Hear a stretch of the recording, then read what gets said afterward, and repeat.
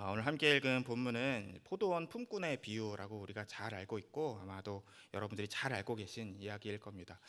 이 비유는 제가 예수님의 비유 이야기들 중에서 정말 좋아하는 이야기들 중에 하나인데 제가 요즘에 최근에 좀 고민하고 또 저에게 질문하고 있는 것들이 있었는데 그것에 대해서 좀 생각을 하다가 이 본문이 좀 떠올랐어요. 그래서 이 본문을 좀 묵상하던 중에 요걸 가지고 한번 좀 나눠보면 좋겠다라는 마음이 들어서 같이 한번 나눠보려고 합니다.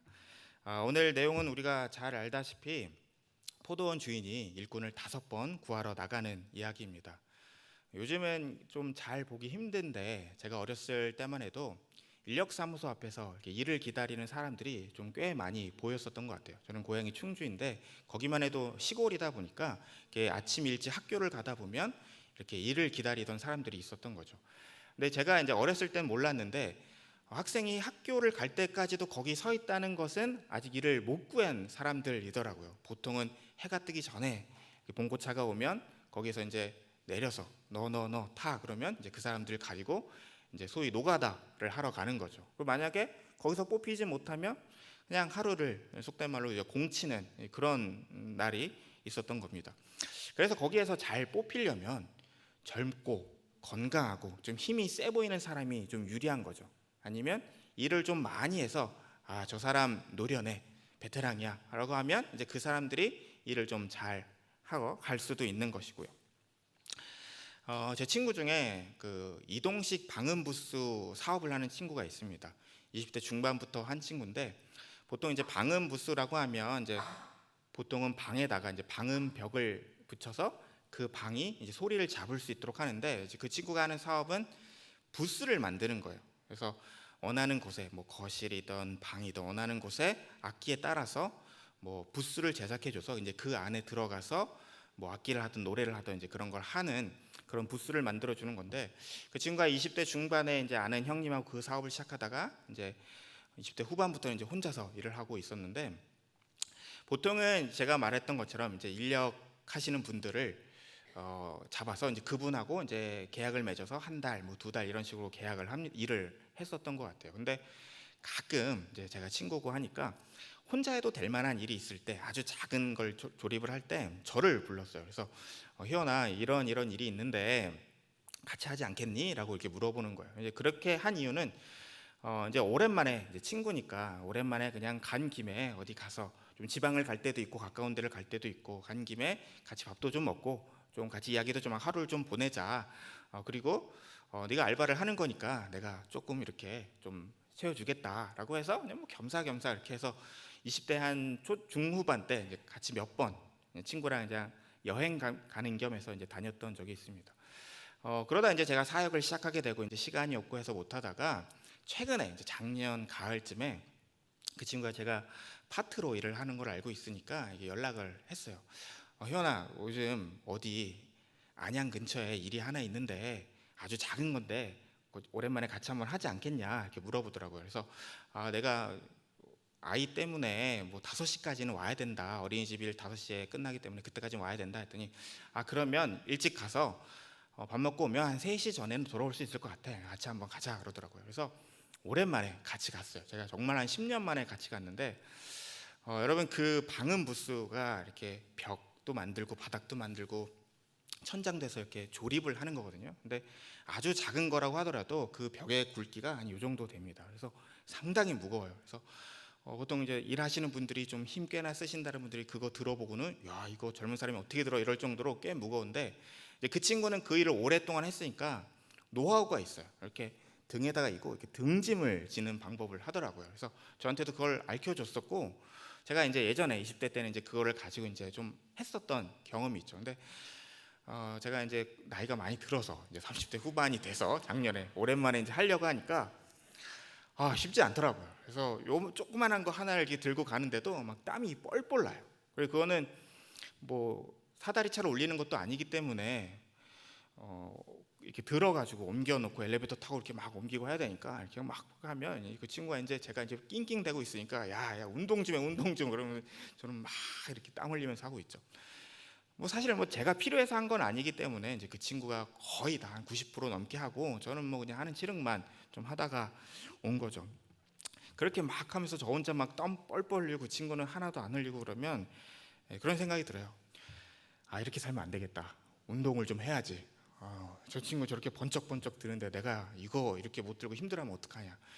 오늘 아시는지 모르겠지만 우리 교육자분들이 축구를 하고 오셨어요. 청년부, 청소년부 같이 축구를 하고 오셔가지고 다들 막 허리 두드리면서 이제 막 뭐 이제 못 뛰겠다 이제 그러면서 오시더라고요. 왜 그게 뭐 그런 일 하면서 제가 그 등짐을 지고 하면서 가만히 일하면서 느낀 게 내가 참 이 일에는 쓸모가 없구나. 내가 이 일에 참 필요한 사람이 아니구나. 다행이다. 내가 필요한 데가 다른 데 있어서 그런 생각이 좀 들더라고요. 뭐 웃자고 한 이야기긴 하지만 어떤 것에 있어서 내가 정말 내 직업으로 하는 일에 있어서 혹은 내가 열심히 해야 되는 일에 있어서 누군가가 나에게 쓸모없다라고 표현이 되거나 아니면 내가 그렇게 느꼈다라고 하면 그건 정말 좀 비참한 일일 것 같아요. 나이가 이렇게 좀 볼품이 없는 사람인가? 라는 생각이 들 수도 있는 거죠. 그런 마음을 느끼고 있는 사람들이 오늘 말씀 가운데 좀 나오고 있습니다. 아침 일찍 일을 구하러 나갔지만 일을 구하지 못한 사람들입니다. 포도원 주인이 그런 사람들을 위해서 계속해서 일을 나갑니다. 성경에 보면 제3시에 나가고 제6시, 제9시, 제11시에 나갑니다. 이게 뭐 성경의 시간이라서 우리 시간이랑 똑같이 대입하기는 어렵지만 6을 더하면 좀 비슷해요. 그래서 제3시면 오전 9시쯤, 6시면 정오, 그리고 9시면 오후 3시, 제11시면 오후 5시쯤입니다. 그러니까 포도원 주인이 아침 일찍 동이 트기도 전부터 나간 것까지 해서 11시까지 한 게 5번 품꾼을 구하러 나간 거예요.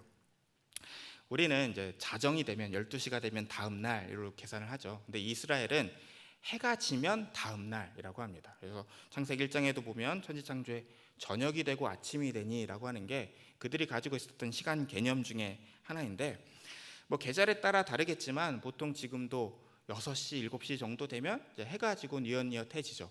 그러면 이 이스라엘에서는 다음 날인 거예요. 그러면 그때까지 일을 시키지 않습니다. 왜냐하면 해가 지면 다음 날이면 다음 날치 봉급을 더 줘야 되기 때문에 해가 지기 전에 퇴근을 시켜요. 그러니까 포도원 주인이 오후 5시쯤 나갔다는 거는 이제 해가 다 질 때쯤 돼서 나간 거예요. 이제 조금 있으면 다 퇴근을 시켜야 되는 때에 다시 한번 나가서 포도원 품꾼을 데리고 온 겁니다. 이 주인이 왜 계속해서 품꾼을 구하러 나갔을까요? 그게 이 포도원 주인의 목적이기 때문입니다. 오늘 마태복음 20장 포도원 품꾼의 비유는 이제 천국에 대한 비유예요. 말씀해 보면 천국이 무엇이냐라고 하면 집주인과 같다라고 합니다. 그 집주인이 누구냐면 품꾼을 얻어 포도원에 들여 보내려고 이른 아침에 나간 집주인이에요. 그러니까 포도원을 경작시켜서 일꾼을 일시키려고 나간 것이 아니라 포도원에 품꾼을 들여 보내려고 나간 거예요.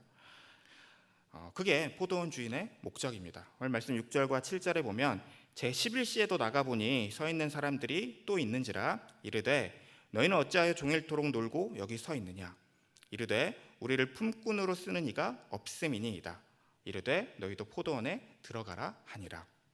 일을 하지 못해 그래서 쓸모없다 느껴지는 사람들 혹은 정말로 이제 쓸모없다고 평가된 사람들 그 남겨진 사람들에게 너희가 아직 쓸모가 있다라고 말해주는 것이 포도원 주인의 목적인 것이죠. 다른 말로 하면 은혜입니다. 여러분은 은혜가 뭔지 아십니까? 은혜는 다른 말로 하면 하나님께서 대가 없이 거저 주신 선물입니다.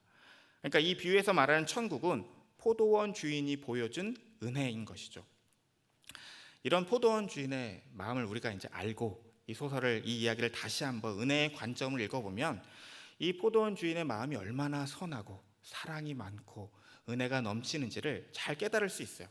그런데 그거는 우리가 성경의 이야기로 읽었을 때죠. 동화 이야기로 남의 이야기로 읽었을 때는 그 포도원 주인 참 좋은 사람이네 이렇게 느껴질 수 있어요.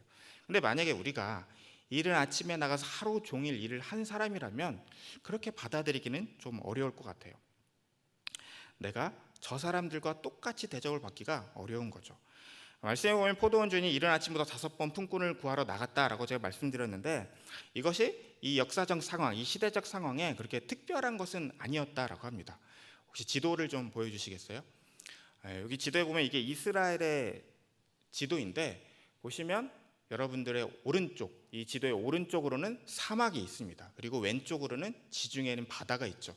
그래서 우리나라는 바람이 불면, 우리나라는 여름에는 태평양으로부터 바람이 불어서 덥고 습한 바람이 들어오고, 겨울에는 시베리아로부터 차갑고 그리고 건조한 바람이 부는데, 이스라엘은 반대예요. 여름에는 저 사막으로부터 뜨거운 모래바람이 불어오고, 겨울에는 그 지중해로부터 그 수분이 많은 그런 차가운 바람이 불어온다고 합니다. 그래서 겨울이 우기고 여름이 건기라고 해요. 그래서 여름에 그 건기 뜨거울 때 경작을 많이 하고, 환절기에 이제 11월, 9월, 10월 동안에 이제 수확을 해야 되는데, 이 날씨가 확확 변한다고 합니다. 그래서 갑자기 저 지중해로부터 물구름이 오면, 비가 막 내리면 1년 경작한 걸 다 망치는 거예요.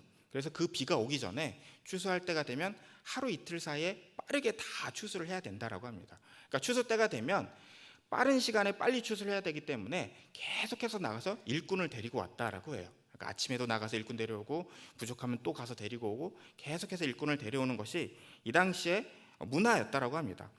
그러니까 그렇게 계속해서 품꾼을 데려오는 것이 이상한 것은 아니었지만, 문제는 11시에 데려온 사람들인 거죠. 퇴근할 시간이 다 돼서 이제 마무리를 하고, 이제 일하던 사람들도 오늘은 이제 끝났네, 이제 정리를 좀 하자라고 마음도 좀 해이해졌을 그 시간에 포도원 주인은 다시 나가서 품꾼을 데리고 온 거예요. 6절을 보면 포도원 주인이 이때도 인력 시간에 나가서 보니까 사람들이 서 있었던 것이죠. 그들에게 이제 질문을 합니다. 너희는 어찌하여 종일토록 놀고 여기 서 있느냐? 그랬더니 7절에 이 사람들이 하는 대답이, 우리를 품꾼으로 쓰는 이가 없나이다. 다른 말로 하면 아까 얘기했던 것처럼 아무도 우리를 가치 있게 평가해 주지 않았습니다. 아무도 우리 보고 쓰임이 있다라고 말해주지 않았습니다. 우리는 무가치한 사람입니다. 이런 것이죠. 그런 사람들에게 포도원 주인이 은혜를 베푼 거예요. 너희도 포도원으로 들어가라, 가서 임금을 받아라 라는 것이죠. 그래도 이 사람들 때문에 문제가 되는 거죠. 임금을 지불할 때가 되니까 우리가 잘 알다시피 나중 온 사람들도 돈을 주었는데, 먼저 온 사람들이 보니까 자신들이 저 사람들보다 못해도 2배는 받아야 되지 않나, 아니면 아침 일찍 와서 12배는 일했는데 최소한 더 줘야 되지 않는가라는 그러한 생각을 합니다. 그런데 동일한 임금을 계속해서 주는 거죠. 그러니까 이 사람들이 모여서 이제 노조를 결성하고 한 명을 대표로 뽑아서 성명서를 제출합니다.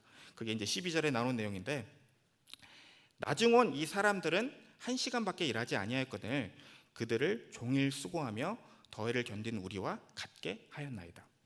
쟤네는 해가 다 질 때 와서 그냥 1시간도 일을 안 하게 그냥 좀 하는 척 하다가, 이제 그냥 뭐 짐 좀 풀었다가 그냥 앉아 있다가 다시 짐 싸서 돌아가는데, 종일 수고한 우리랑 같습니까? 라는 거죠.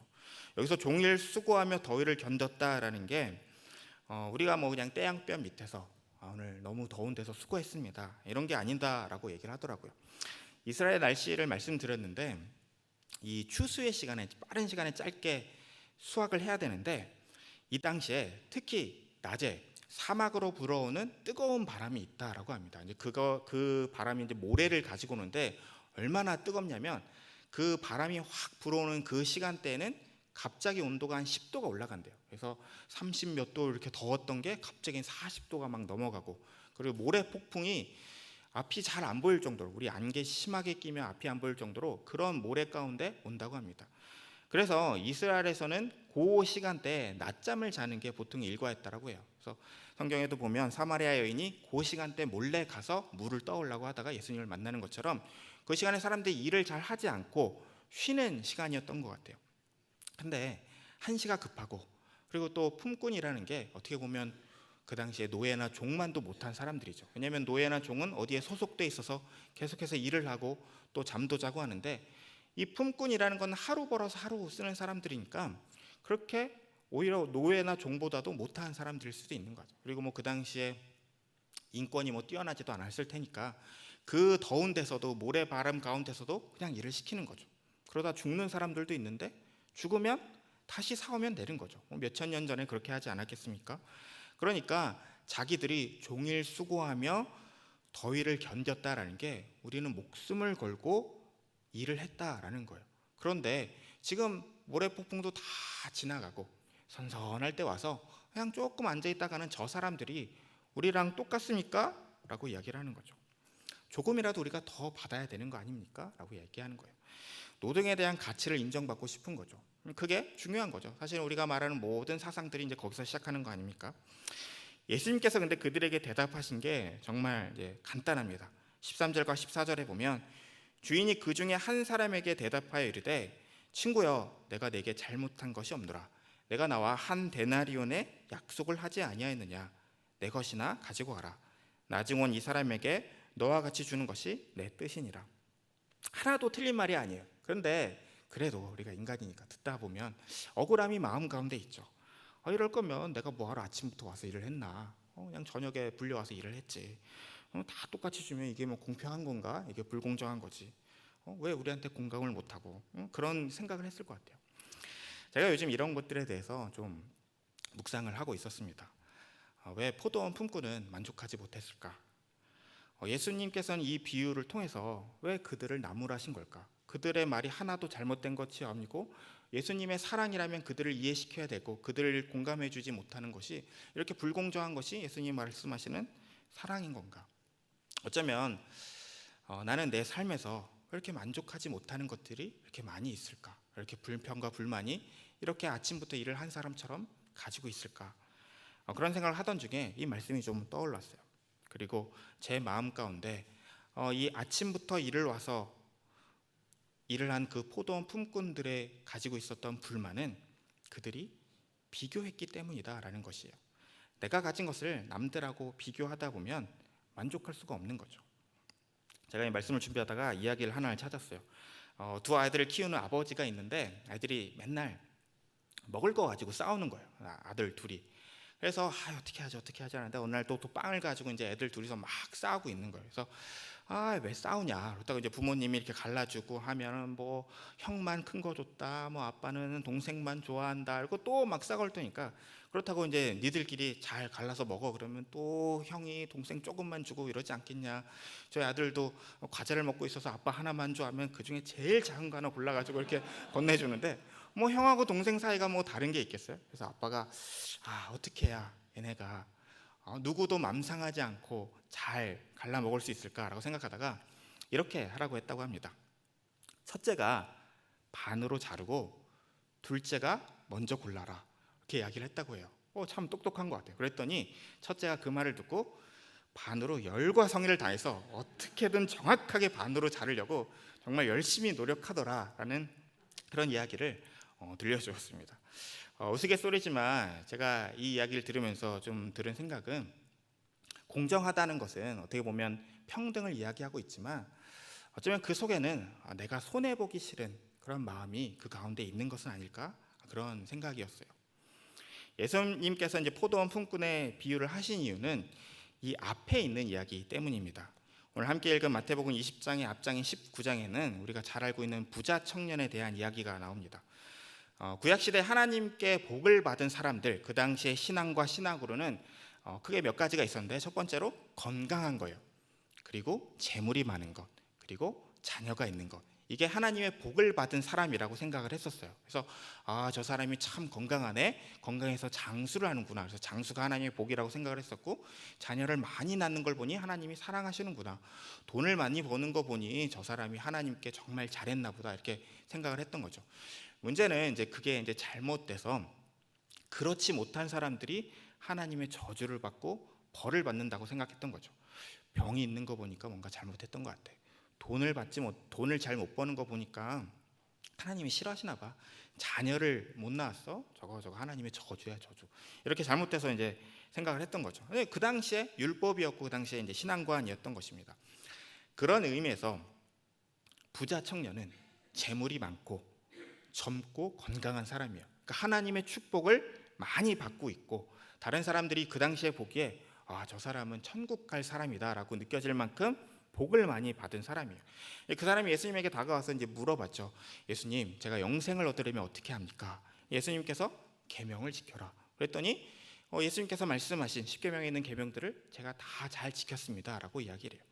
그랬더니 예수님께서 다시 한번 그러면 내가 가진 것을 팔아 가난한 자들에게 주고 나를 따르라라고 이야기하죠. 그랬더니 그 청년이 그 말을 듣고 근심해서 돌아갔다라고 합니다. 어떻게 보면 그 당시에 부자이고 남들이 보기에 하나님의 축복을 받은 사람이고 누가 봐도 너는 구원받을 거야 라고 확증된 사람이지만 개인적으로는 만족함이 없었던 것 같아요. 내가 천국 갈 수 있는 게 맞나? 내가 구원받을 수 있는 게 맞나? 그래서 더 큰 확신이 필요했기 때문에 예수님을 찾아왔던 거겠죠. 그랬는데 예수님께서는 네가 가진 것을 다 팔아서 가난한 자들에게 주고 나를 따르라 라고 하신 거예요. 예수님께서 하신 말씀은 어떻게 보면 네가 지금 복이라고 생각했던 건, 하나님께 축복받았다고 생각했던 것, 너의 구원의 확신이 된 그것을 나를 위해서 포기할 수 있겠니? 결국 이 청년은 자기가 가졌던 것을 포기하지 못했던 거죠. 예수님께서 그 말씀을 하신 다음에 제자들에게 부자가 천국에 들어가는 것은 낙타가 낙타 바늘기로 들어가는 것보다 어렵다라고 얘기를 해요. 그랬더니 제자들이 다 깜짝 놀랍니다. 왜냐하면 제자들이 가지고 있었던 신앙도 그런 것이었기 때문이에요. 부자가 천국을 못 가면 누가 가지? 건강한 사람이 천국을 못 가면 누가 가지? 그래서 그러면 도대체 누가 구원을 받습니까? 라고 했더니 예수님께서 정말 놀라운 말씀을 하시는데, 사람으로서는 할 수 없고 하나님으로서는 할 수 있다. 사람의 능력이나 노력으로 얻어지는 것이 아니라 하나님이 부어주시는 것이다 라고 말씀해요. 그 놀라운 복음의 말씀을 듣고 베드로가 다시 한번 질문하는데, 우리는 모든 것을 버리고 주를 따랐습니다. 분명히 예수님께서 사람의 어떤 능력이나 행위로 할 수 없다라고 말을 했음에도 불구하고 우리는 모든 걸 다 버리고 우리는 이런 것들을 했습니다라고 자신의 행위와 업적을 이야기하는 것이죠. 예수님이 하신 말씀은 듣지 않고 자신이 구원받았다고 생각했던 저 부자 청년과 자신을 비교하면서 저 사람은 포기하지 못한 걸 나는 포기했습니다. 그럼 우리는 어떻게 되나요? 라고 자랑하는 것입니다. 예수님께서 이제 그 제자들에게 말씀하신 것은 너희들이 12보좌에 앉아 12지파를 심판할 것이다. 너희들이 큰 축복을 받을 것이다 라고 말씀하시는데, 그것으로 끝나는 것이 아니라 누구나 내 이름을 위하여 포기한 자도 여러 배를 받고 많은 것을 상속하리라. 너희들뿐만 아니라 누구든지 나를 위해서 포기하고 희생한 사람은 다 너희와 같은 상을 받을 것이다 라고 얘기하십니다. 그러면서 먼저 된 자가 나중 될 것이요 나중 된 자가 먼저 될 것이다. 너희가 전에는 유대인에 비해서 나중된 자라고 생각하였고 그렇기 때문에 그래서 나를 만나 지금은 먼저 된 자가 되었는데, 너희가 먼저 되었다고 교만한 순간 너희가 나중될 수도 있다라고 얘기하는 것입니다. 그 후에 이제 포도원의 비유를 하십니다. 포도원 품꾼의 비유는 제자들을 들으라고 하신 말씀이죠. 어떤 이야기냐면, 아침 일찍 와서 일한 사람이 조금 전에 와서 잠깐 일한 사람들과 비교를 하는 것입니다. 그리고 우리가 더 가치 있지 않습니까? 우리의 보상이 더 커야 되지 않습니까? 라고 주장하는 것이죠. 남과 나를 비교하면 공정할 수가 없습니다. 공정해야 한다라고 말하지만 사실은 내가 이기고 싶고 내가 더 잘 되고 싶은 마음이 숨어 있는 것이죠. 제 아들이 이제 아침마다 유치원을 가는데 저희 집 근처 앞에 그 버스 정류장에서 그 유치원 가는 버스를 타요. 이제 거기 이제 그 시간에 가는 아이들이 이제 막 나와 있는데, 거기서 이제 친한 친구가 한 명이 있어요. 누구냐면 같은 어린이집을 다녔었던 아이입니다. 근데 유치원은 다른 데를 다녀요. 근데 버스가 오는 시간이 같으니까 이제 아침마다 매일 만나서 이제 인사를 하는 친구입니다. 그러면 이제 그 버스가 또 같이 오는데 그때마다 이제 경쟁을 해요. 어떤 경쟁을 하면 누구 버스가 먼저 오냐 이거예요. 노란 버스가 두 대가 거의 항상 앞뒤로 같이 오거든요. 그러면 버스에 뭐 글자는 아직 읽을 줄 모르니까 버스에 보면 저희 아들이 타고 가는 버스는 그냥 하얀 간판이 붙어 있고, 다른 친구가 타는 버스는 좀 이렇게 초록색, 파란색 이런 게 조금 있어요. 그래서 이제 그걸 보고 이렇게 코너를 돌며 오는 걸 보고서 이제 누가 앞에서 오는지를 이제 아는 거죠. 그래서 오는데 앞에 이제 우리 아들이 타는 버스가 오면 그 버스를 보면서 야호 이겼다 그래요.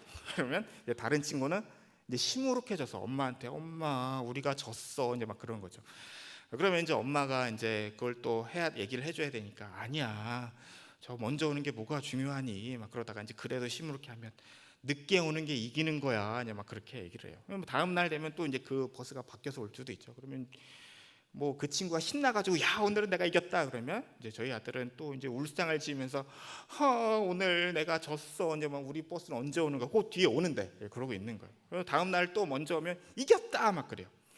매일 매일 그렇게 놀고 있습니다.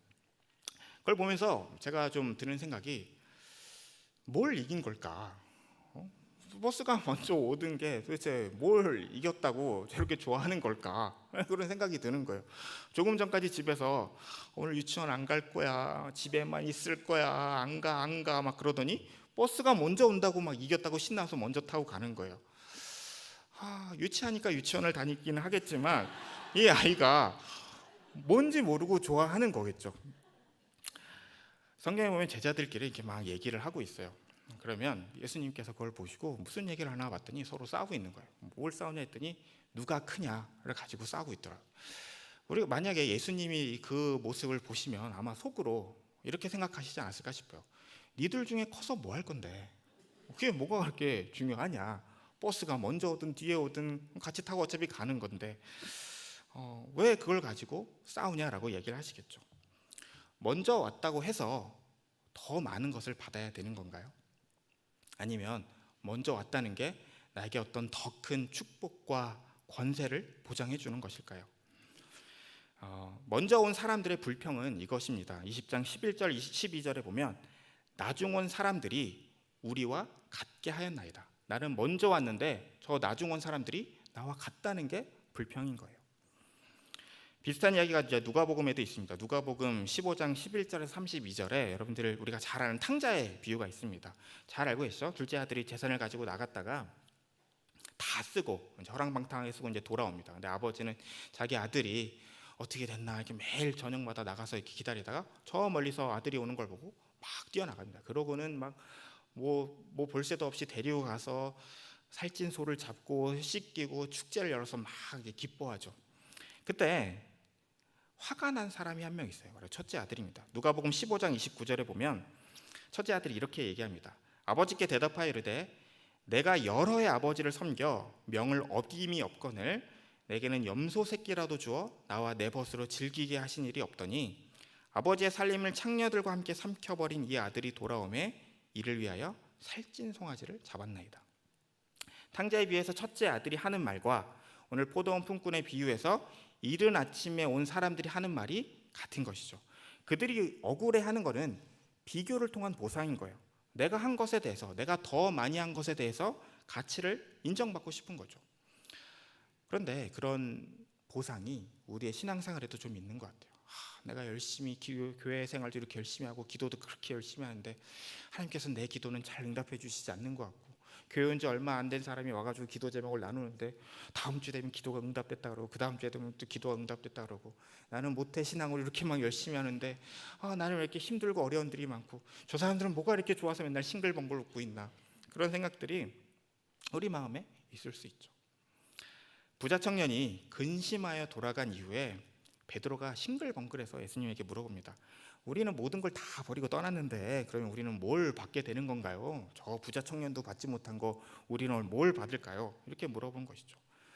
예수님께서 하신 대답은 너희가 무엇을 받는 것이 아니라 나를 위해 희생한 누구나 다 받을 수 있다라는 것이죠.